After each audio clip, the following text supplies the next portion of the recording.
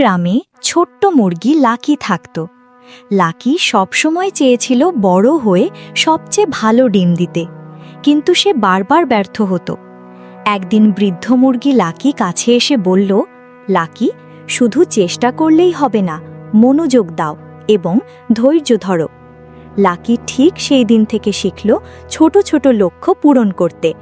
সে প্রতিদিন একটু একটু করে চাষ করল, খাওয়া দাওয়া ঠিক রাখল এবং ব্যায়াম করল।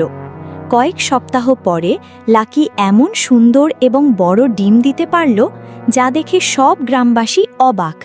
লাকি বুঝল সফলতা আসে ধৈর্য, অধ্যাবসায় এবং মনোযোগের মাধ্যমে। শেষ বার্তা: ছোট্ট বন্ধুরা, ছোট ছোট চেষ্টা কখনো ক্ষুদ্র নয়। ধৈর্য ধরে মনোযোগ দিলে বড় সাফল্য আসে। আপনি যদি লাকি ও তার নতুন বন্ধুর গল্প আরও জানতে চান, তাহলে লাইক দিন এবং সাবস্ক্রাইব করতে ভুলবেন না।